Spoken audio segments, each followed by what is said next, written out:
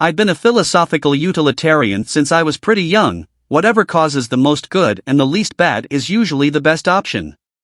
While my elementary school pals were drooling over 911 turbos in Ford's Mustang and GT90, I wanted a Chevrolet Caprice or Buick Roadmaster Estate.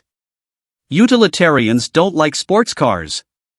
Even as a 7-year-old, I recognized that a Ferrari F40 would only let you bring one friend along, with no room for dogs, two-wheeler bikes, model airplanes, or Hot Wheels racetracks.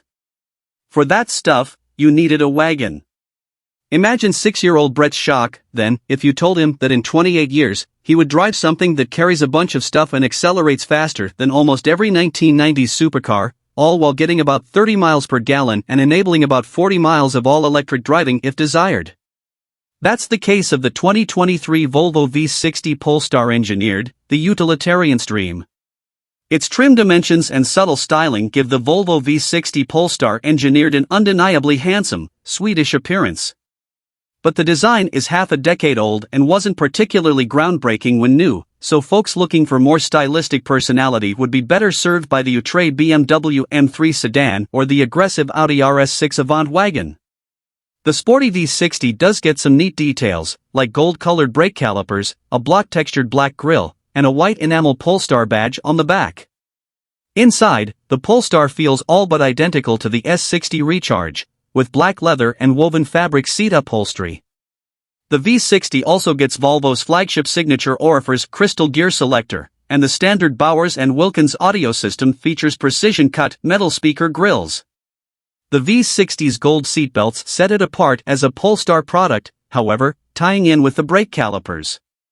The plug-in V60's seats are among the best I've ever experienced, blending a cushy top layer of foam with a firm, supportive structure that made it very easy to get comfortable.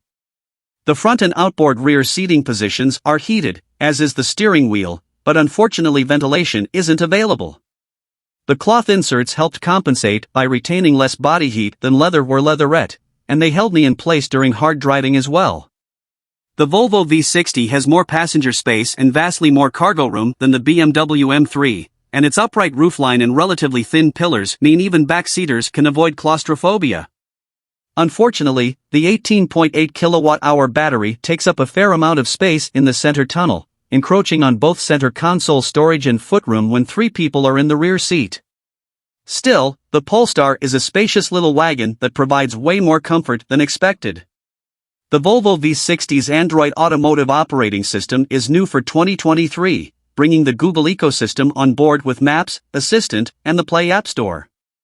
Spotify and Pandora are also included if you'd prefer not to use the wired Apple CarPlay or Android Auto integration. Those external sources work nicely, but as I learned in the S60, the Volvo design stuff can be a bit laggy and frustrating to use. The worst offender is the climate control system, which only works via the touchscreen and doesn't always register your inputs. Audio quality from the Bowers & Wilkins speaker system is excellent, and I'm glad it's standard on the Polestar. On the S60 Recharge, it's a $3,200 option that I would struggle to pay for.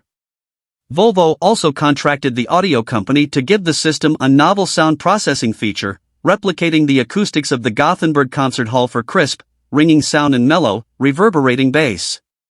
The V60 Polestar used to make do with Volvo's unusual turbo and supercharged 2.0-liter inline-4, but for 2023, the engine has been redeveloped to use spooled-up exhaust gases only.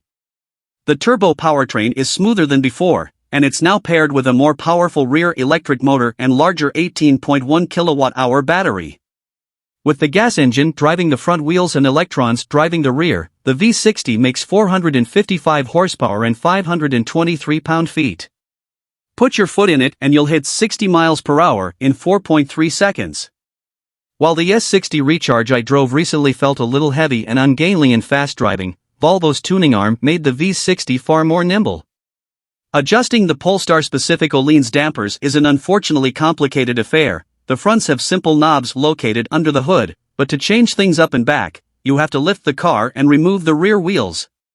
No fancy active valving or sport mode buttons here.